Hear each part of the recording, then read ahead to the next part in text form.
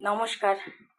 আমি আজকে একটা একদম যেগুলোকে কি চিংড়ি যেন বলে, এগুলো কুচো চিংড়িও না, এই যে এই চিংড়িগুলো, এই একদম একদম দেখুন, এই যে এই চিংড়িগুলো, এগুলো দিয়ে বড়া করব, বড়া করে এটা ঝোল করব। তো আমি চিংড়ি মাছটা প্রথমে 2-3 বার ভালো করে ধুয়ে তারপরে জলে ভিজিয়ে রেখেছিলাম, যাতে এগুলোর মধ্যে বালি থাকে অনেক, যাতে বালিগুলো জলের মধ্যে হয়ে যায়। তার মধ্যে আমি দিয়েছি পেঁয়াজ আর কাঁচা লঙ্কা, আর একটুখানি মশলা দেবো, একটু জিরে পাউডার, একটু ধনে পাউডার দেবো, দিয়ে আমি এটা বড়া করব। তারপরে এর মধ্যে দেবো বেসন, বেসন দিয়ে আর নুন হলুদ দিয়ে ভালো করে মেখে, একটু মশলা দিয়ে ভালো করে মেখে, তারপরে আমি এটা বড়া করে ঝোল করব। ঝোলের জন্য আমি এখানে একটা পেঁয়াজ এই যে গ্রেট করে নিয়েছি, একটা পেঁয়াজ গ্রেট করে নিয়েছি, আর টমেটো একটা কেটে নিয়েছি। এবার এই যে ধনে পাউডার দিলাম একটুখানি এটার মধ্যেও একটু ধনে পাউডার দেবো। আমরা ধনেটা খুব কম খাই, এমনিও বাঙালিরা ধনেটা খুব কম খায়, এটা বিহারি বা নন বেঙ্গলিরা ধনেটা বেশি খায়। আর দিলাম একটুখানি জিরে পাউডার, এটার মধ্যেও একটু জিরে পাউডার দিয়ে দিলাম, আর দিলাম একটু লঙ্কা, এটার মধ্যে কোনো লঙ্কা দেবো না। এবার এটার মধ্যে দেবো আমি বেসন। আচ্ছা, আপনারা যদি এই বড়াটা শুধু ভাজা খেতে চান, তাহলে কিন্তু এই বেসনের সাথে একটুখানি দেবেন, চাল গুঁড়ো দেবেন, তাহলে কিন্তু ভালো হবে। বেশি বেসন দিলাম না, ওর মধ্যে 4-4.5 চামচ দিলাম, ব্যাস, আর বেসন দেবো না। এবার এটাকে ভালো করে মাখবো, মেখে বড়া বানাবো। এই যে এরকম করে মেখে নিয়েছি। আপনারা শুধু খেলে এটার মধ্যে চাল গুঁড়িও দেবেন। আমি যেহেতু এটা ঝোল করব, এই যে 2টো আলু কেটে নিয়েছি, আমার মশলা রেডি সব। আগে বড়াগুলো ভেজে নিই, তারপরে আমি ঝোলটা করে দেখাচ্ছি। এই দেখুন, এতটাই তেল নিয়েছি, আগে দেখি কতটুকু তেল লাগে। আমার মা ঠাকুমাকে দেখেছি যে বড়া ভাজতো, ডালের বড়া, কড়াই প্রায় তেলই থাকতো না, সেই একটুখানি তেল দিয়ে ঘুরিয়ে ঘুরিয়ে কি সুন্দর রান্না করতো। আমি পারি না ওনাদের মতো অত কম তেলে করতে, তবুও চেষ্টা করি কম তেলে রান্না করবার। এই যে আমি বড়া ছেড়ে দিয়েছি। আচ্ছা, আমার এখানে চিংড়ি মাছটা বোধহয় 100 গ্রামের ওপরেই ছিল, 250 গ্রাম চিংড়ি মাছ এসছে, তার মধ্যে কিছুটা রেখে দিয়েছি। আমি আরেকদিন আপনাদেরকে বাটা, যে এটা ভেজে বাটা করে দেখাবো আপনাদেরকে, ভর্তা যেটাকে বলে। আর আমি না পারফেক্ট মেজারমেন্ট আমি বলতে পারি না, কারণ আমার না চোখের আন্দাজে আমি রান্না করি। আমার একটা চোখের আন্দাজ আছে, আমি সেই আন্দাজে নুন লঙ্কা ঝাল যা লাগবে। আর যেমন এটা বেসনটা আপনাদেরকে আমি আপনাদের সামনে 4.5 চামচ নিয়েছিলাম, তারপরে আমি আরও 1.5 চামচ লেগেছে, কারণ জলটা বেশি ছিল, ওই মাছটা থেকে জলটা বেরোয়নি, যার জন্য আমি আরও 1.5 চামচ। তাহলে আমাদের টোটাল কত হয়েছে? 6 চামচ আমরা দিয়েছি। বেশি বেশি বড় চামচ কিন্তু নয়, এই যে এই চামচের 6 চামচ দিয়েছি, কারণ বেশি দিলে চিংড়ি মাছের স্বাদটা কিন্তু নষ্ট হয়ে যাবে। এক পিঠ ভাজা হয়ে গেছে, বড়াগুলো আবার উল্টে দিচ্ছি। একটু সময় নিয়ে ভালো করে ভাজবেন, কারণ কি ভেতর পর্যন্ত এটা ভাজতে মানে সেদ্ধ হতে হবে, মাছ আছে, সুতরাং গন্ধটা বেরোবে কাঁচা থাকলে। একটু সময় নিয়ে ভালো করে ভাজতে হবে। আঁচটা যদি মিডিয়াম টু হাইয়ের মধ্যে রাখা হয় তাহলেই ঠিক হয়। প্রায় লাল লাল হয়ে এসছে, আর একটু ভাজবো আমি। আমি না এসব মাছের যে রেসিপি যত কি রকমের, বেশিরভাগ আমার ঠাকুমাকে করতে দেখতাম, তারপরে মাকে করতে দেখেছি। দিদার কাছে, যদিও ছোটোবেলা আমরা মানুষ হয়েছি, কিন্তু দিদার না অত রান্নার দিকে আমি দেখতাম না, দিদা কী করছে না করছে। মা মা ঠাকুমারটা একটু বড় হওয়ার পরে, মানে 10, 11, 12 ওঠার পরে মা ঠাকুমার দিকে একটু নজর দিতাম, তার আগে দিতাম না। আর আমার মা এইসবের রেসিপি ছাড়া, আমার মা খুব, মানে আমার মা রাঁধুনি খুব ভালো। মা পোলাও, দুর্দান্ত পোলাও রান্না করে মা। মায়ের মাংসের সেই পাতলা ঝোল আমি আজও করতে পারি না।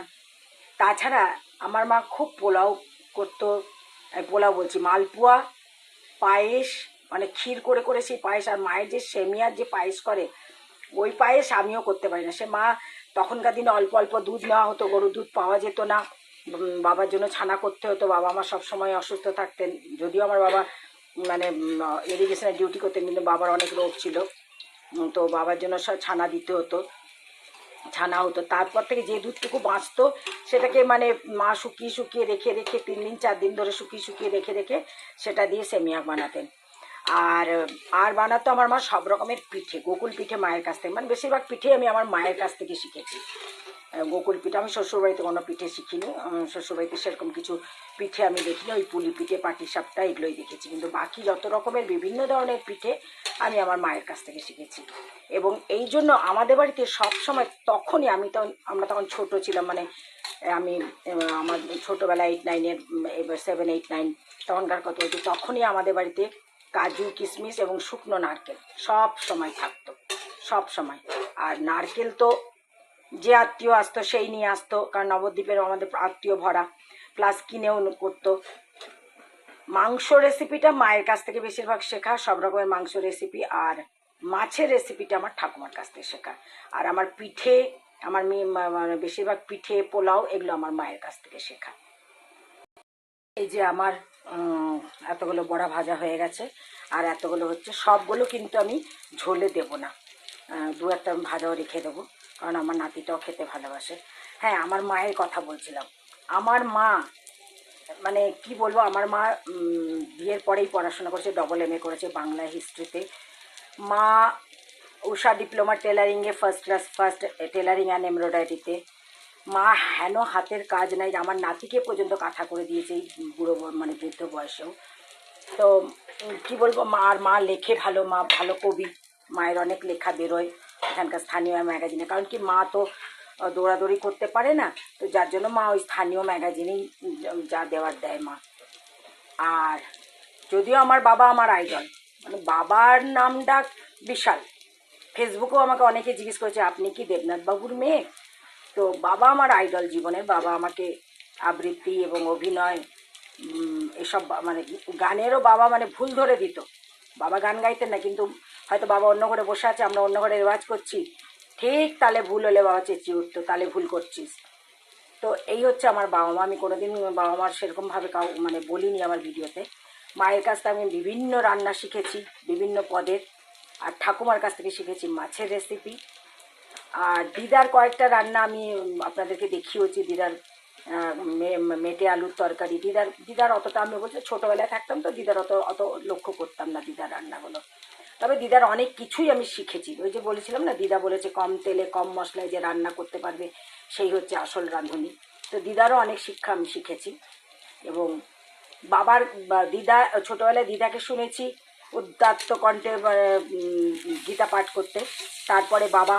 আর আমাদের না, যেহেতু আমরা অনুকূল ঠাকুরের শিষ্য, মানে আমার বাবা মা, আমাদের সন্ধেবেলা প্রার্থনায় বসতাম, বাবা গীতা পাঠ করতেন, বাবা সেই গীতা পাঠ শুনে শুনে আমার গীতা শ্লোক মুখস্থ হয়েছে, আজও পর্যন্ত ভুলিনি আমি সেই গীতা। তো এই হচ্ছে আমার বাবা মা। চলুন আজকে রান্না করতে করতে আজকাল আমি একটুখানি আমার পারিবারিক গল্পগুলো আপনাদেরকে শোনাচ্ছি। শ্বশুরবাড়িতে আমি সেরকম কিছু পাইনি, কারণ আমি শ্বশুরবাড়িতে বেশি থাকিনি, আমি স্বামীর সাথে বাইরেই বেরিয়ে গেছিলাম। আর আমার শাশুড়ি আমার বিয়ের পরে বেশি দিন ছিলেনও না, 6 বছরই বেঁচেছিলেন আমার বিয়ের পরে। তো শ্বশুরবাড়িতে সেরকম কিছু, শ্বশুরবাড়ি থেকে আমি সেরকম কিছু শিখিনি বলতে গেলে। আমি যা শিখেছি আমার বাপের শ্বশুরবাড়ি, কিছু কিছু রান্না, যেমন বাটার মধ্যে কিছু কৌড়া বলে, ওরা বাটা বলে না, ওরা বলে কৌড়া, সেই জিনিসগুলো আপনাদেরকে আমি আবার পরের মানে কয়েকটা রেসিপিতে আমি দেখাবো। কৌড়া, খারকল পাতা কৌড়া, মাছের কৌড়া, এসব আমি শিখেছি। বড়াগুলো প্রায় ভাজা হয়ে গেছে, দেখুন আমি কত কম তেলে ভাজলাম। ওই যে যা তেল নিয়েছিলাম প্রথমে, যেটা আমি দেখিয়েছিলাম, তারপরে কিন্তু আমি আর তেল মেশাইনি। দেখুন কম তেলে, একদম কম তেলে ভাজতে বলে একটু টাইম নিয়ে ভাজতে হয়, ধীরে ধীরে ধীরে ধীরে। এগুলো সব ভাজা হয়ে গেছে, এতগুলো বড়া হয়েছে, এতগুলো সবগুলো আমি ঝোলে দেবো না। আবার আমি এইটুকু তেল দিলাম, তেল দিয়ে এটার মধ্যে 5 ফোড়ন দিলাম। হ্যাঁ, এবার ফোড়নের কথা, আমার বাপের বাড়িতে আমি সব কিছুতে দেখেছি আমার ঠাকুমা 5 ফোড়ন দেয়, ঠিক আছে। এবার মেয়েদের অবস্থা দেখুন, মেয়েদের মানে কিছু বললেই তো অনেক পুরুষদের গায়ে লেগে যায়। যাই হোক, বাপের বাড়িতে ওটা শিখেছি, শ্বশুর বাড়িতে আসার পরে দেখলাম তারা সব কিছুতে কালো জিরে ফোড়ন দেয়। এবার আমাকে সেটা অ্যাডপ্ট করতে হলো। আবার আমার শাশুড়ি শিখিয়েছিলেন একটুখানি কাঁচা জিরে, তখন তো বেটেই খাওয়া, তো বেটে রেখে দিতেন অল্প একটুখানি, একটা ছোট্ট এইটুকু বললাম। ওইটা যখন ঝোলটা নামাতাম তখনও আমাকে মানে আমার কাছে, মানে আমরা তখন ব্যারাকপুরে পোস্টিং ছিল আমার হাজব্যান্ড আমার বিয়ের পরে, তো উনি আমার কাছে তখন এগুলো শিখিয়েছেন যে ওইটা দিয়ে তারপরে মাছের ঝোলটা নামাবে। বা চিংড়ি মাছ রান্না করলে ইসা মাছ, ওনারা বলতেন ইসা মাছ, তো ইসা মাছের মাথা লেজগুলো ফেলতে দেবে না। আর আমি তখন ওইটুকু মেয়ে, কি রাগ লাগতো আমার, ওগুলোকে বাটো, বেটে ওইটার যে জল বেরোবে সেইটা ওই মাছের ঝোলের মধ্যে দিতে হবে। তো তখন তো রাগ লাগতো খুবই, কিন্তু এখন আমিও বুঝি যে হ্যাঁ এগুলো স্বাদ আছে। তো যাই হোক, এই হচ্ছে মেয়েদের জীবন, এক জায়গা থেকে আসে আরেক জায়গায়। আচ্ছা, আমার স্বামী 12 বছর চাকরি করে বিয়ে করেছে, 12 বছর সে বাইরে খেয়েছে, তখন কিন্তু তার একবারও বাড়ির কথা, বাড়ির স্বাদের কথা মনে পড়েনি। কিন্তু যেই না বিয়ে করলো, অমনি বউকে তার বাড়ির মতোই রান্না করতে হবে। মানে এই হচ্ছে পুরুষদের, কি বলবো, যাই হোক অনেক পুরুষের গায়ে লেগে যাবে। আচ্ছা, আমি দেখলেন আমি কিন্তু হাতে মেপ, মানে চোখের মাপে আমি ফোড়নটা দিলাম। আমার এরকমই, আমি কোনো কিছু মানে পারফেক্ট চামচ দিয়ে দিয়ে যে আমি করি তা না, আমি আমার নিজের চোখের মাপে, হাতের মাপে আমি রান্না করি, এবং মোটামুটি ভালোই হয়। আমার বাড়িতে কেউ কোনোদিন খারাপ বলেনি আমার রান্নাকে। এবার আলুটা অনেকটা ভাজা হয়ে এসছে, এবার আমি মশলাটা দিয়ে দেবো। এটার সাথে আমি একসাথে মশলা ভাজবো। অনেকে দেখি আলু তুলে নিয়ে তারপর মশলা ভাজে, না আমি আলুর সাথেই মশলা ভাজি। আর একটা কথা, মা আমাদের বাড়িতে 5 ফোড়ন দিত, কিন্তু যেমন রুই মাছের কালিয়া বা কই মাছ এগুলোতে কালো জিরে দিত। ডালে আমাদের বাড়িতে মুসুর ডালেও আমাদের 5 ফোড়নই দেয়, মুগ ডালে জিরে, ছোলার ডালে জিরে। কিন্তু শ্বশুর বাড়িতে গিয়ে দেখলাম মুসুর ডালে কালো জিরে ফোড়ন দিতেই হবে। মানে এইগুলো স্বাদেরও চেঞ্জ হয়ে যায়, শিখতে হয় মেয়েদেরকে, যেটা খেয়ে বড় হয়েছি সেই জিনিসটাকে পাল্টাতে হয়। তো এই তো মেয়েদের জীবন। ছেড়ে দিয়েছি, এবার দেখুন আঁচটা আমি কম করে দেবো। আমি অনেকবার বলেছি আপনাদেরকে, টমেটো দিয়ে ওপর থেকে নুন, আমার নুন মেশানো ছিল মশলার মধ্যে, নুন দিয়ে ঢাকা দিয়ে দিলে টমেটোটা গলে মশলার সাথে, নালে কি এই সময়কার টমেটোগুলো গলতে খুব মানে কষ্ট হয়, দেরি হয়। তো আমি ওই জন্য টমেটো দিয়ে নুন দিয়ে ঢাকা দিয়ে দিই কম আছে, তাহলে ওই মিনিট 5-6 পরেই দেখবেন টমেটো গলে যাচ্ছে। দেখুন টমেটো পুরো গলে গেছে, মশলাটাও আমি কিন্তু এখন আঁচ বাড়াইনি, মশলাটাও প্রায় তেল বেরিয়ে বেরিয়ে এসছে। আপনাদের একটা সেদিন আমি এর আগে একটা ব্লগে দেখছিলাম রান্নাঘর কী করে। আমার কাছে না সবসময় একটা করে ন্যাকড়া থাকে, এই যে রান্না করছি আমার গ্যাস পরিষ্কার হবে, স্ল্যাব পরিষ্কার হবে, এটা দিয়ে তো কড়াই ধরি। আর এই যে এইটা ওয়াশেবল যে কাপড়টা, সেটা এগুলো কিনি, কিন্তু কত ইউজ করবো এগুলো, তো মানে আমি যেভাবে ইউজ করি ও মানে দিন সাথেই শেষ হয়ে যাবে পুরো প্যাকেটটা। তো ওই জন্য সবসময় একটা পরিষ্কার ন্যাকড়া রাখি, খারাপ হয়ে গেলে ফেলে দিই, কারণ আমাদের বাড়িতে ন্যাকড়ার অভাব নাই, প্রচুর জামা কাপড় আমরা ফেলে দিই একটু ছোট হয়ে গেলেই বা একটু টাইট হয়ে গেলেই। তো এই একটা ন্যাকড়া সবসময় থাকে আমার কাছে। আর হাত মোছার জন্য তো টাওয়েল থাকে, সেটা আলাদা ব্যাপার, টাওয়েল রাখা আছে।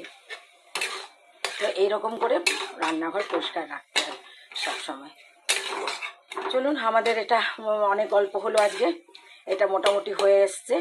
এবারে আমি জল দেবো, জলটা গরম জল দিতে পারলেই ভালো হতো। আমি আর গরম জল, আপনাদের সাথে কথা বলতে বলতে গরম জলটা করিনি, কারণ এইসব আলু যখন অর্ধেক সেদ্ধ হয়ে আসে না, তখন গরম জল দিলেই ভালো হয়। আমি একটুখানি গরম জলটা করেই নিই, তাতে কি আলুটা না শক্ত হয়ে যায়, আবার আমি একটুখানি গরম জল করেই নিই। এই যে আমার গরম জল হয়ে গেছে, আর দেখুন আলুটাও না সেদ্ধ হয়ে গেছে। এই অবস্থায় যদি ঠান্ডা জল দিই তো আলুটা শক্ত হয়ে যাবে।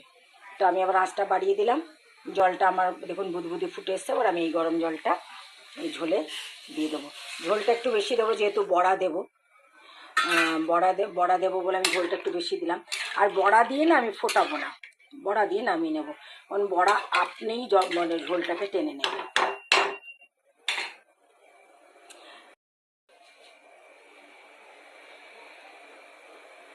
গরম জল ঢেলে একটু ফুটতে দেবো, তারপর ঢাকা দিয়ে দেবো। আর মানে ঝোলটা একটু বেশি দিলাম আমি, যাতে বড়াগুলো দেবো, আর বড়াগুলো দিয়ে আর ফোটাবো না। জল ফুটে এসছে, আর আলু আর একটুখানি সেদ্ধ হবে। আপনারা হয়তো অনেকেই বলবেন, যারা আমাকে চেনে জানে, বা আমার অনেক বন্ধু বান্ধবী যারা দিল্লিতে আছে বা এখানে যারা আছে, বা আমার দর্শকরা অনেকেই হয়তো জিজ্ঞেস করতে পারেন যে আমি সবসময় আমার মেয়ের কথা বলি, ছেলের কথা তো বলি না। আসলে ছেলে থাকে মানে বাইরে, বিদেশ বলবো না, আমি থাইল্যান্ডে থাকে, ফুকেতে থাকে। ফুকেতে আমার ছেলে শেফ, আমার ছেলে world best under water fine dine 5 star restaurant সুভানাতে এক্সিকিউটিভ শেফ, মানে ওই মেন আর কি ওই। তো পরে একদিন ছেলে এবং আমার নাতি নাতনিদেরকে নিয়ে গল্প বলবো আমি, আমার ছেলের বউ রাশিয়ান, তাহলে একদিন তাদের সাথে তাদের গল্প বলবো, রান্না করতে করতে তাদের গল্প বলবো, রান্নাও দেখাবো, তাদের গল্পও বলবো। আজকে বাস এটা আমি নামিয়ে দিয়ে আপনাদেরকে দেখিয়ে দেবো। আমি কড়াইতেই রাখবো, আজকে আমি সার্ভ করবো না কোনো কিছুতে, কারণ এখনও আমার হাজব্যান্ড গেছে আর্মি হসপিটালে, এখনও আসেনি। নাতি আসবে, স্নান করবে, তারপরে নাতি তো আলু ভাজা রোজ, তো আমাদের খেতে দেরি আছে, ততটা ঠান্ডা হয়ে গেলে আরেকবার কড়াই গরম করে নেবো, তো এই কড়াইতেই রাখবো আমি। বড়া ছেড়ে দিয়েছি, প্রায় 8টা বড়া দিয়েছি, আর এখানে আরও আছে 5টা। আমার এই বড়াগুলো থেকে যায়, কারণ আমার সকালবেলা আমার যে শেফালি আসে কাজের, ওকে দেওয়া হয়। আমার সব সময় ওকে আমি কিছু না কিছু, আমি যাই ভালো জিনিস বানাই ওকে না দিয়ে আমরা খাই না কখনো। তো আজকে অনেক গল্প হলো, ব্যাস এই হয়ে গেল আমার রান্না। যদি আপনাদের ভালো লাগে আপনারা লাইক শেয়ার করবেন। আর একটা কথা, নুন ঝাল আপনারা আপনাদের মতো দেবেন, আর যদি রসুন খান তাহলে বড়ার মধ্যে অবশ্যই রসুন দেবেন। আমার মাছে রসুন ভালো লাগে না, তাই আমি রসুন দিই না। যদি আপনাদের ভালো লাগে রসুন খেতে, রসুন বেটে দিতে পারেন বড়ার মধ্যে, বা ঝোলেও দিতে পারেন, তাতেও গন্ধ হয়ে যাবে। আর এটার মধ্যে আমি একটুখানি এলাচ কুটে দিয়ে দেবো। ব্যাস এই হচ্ছে আমার আজকে রান্নার রেসিপি। পেঁয়াজ বাটা দিয়েছি, জিরে, ধনে, লঙ্কা, নুন, হলুদ। লঙ্কা এবং নুন আপনারা আপনাদের আন্দাজ মতো দেবেন। আমাদের বাড়িতে কেউ ঝাল খাই না আমরা, আর আমার জন্য তরকারিতে সবসময় নুন কম দেওয়া হয়, তাই নুন কম দেওয়া হচ্ছে, আপনারা আপনাদের আন্দাজ মতো দেবেন। তা আসি তাহলে, আমি এটা আজকে সার্ভ করে দেখাবো না, এরকমই দেখালাম। এই দেখুন আমার বড়াগুলো ফুটে গেছে, এবার আমি বন্ধ করে দেবো। আপনাদের ভালো লাগলে আপনারা বানিয়ে খাবেন, লাইক শেয়ার করবেন, কমেন্টস করবেন, অবশ্যই সাবস্ক্রাইব করবেন। এবং আবার একটা নতুন ব্লগ নিয়ে আসবো, আপনাদের সাথে আবার গল্প করব। আসি তাহলে, নমস্কার।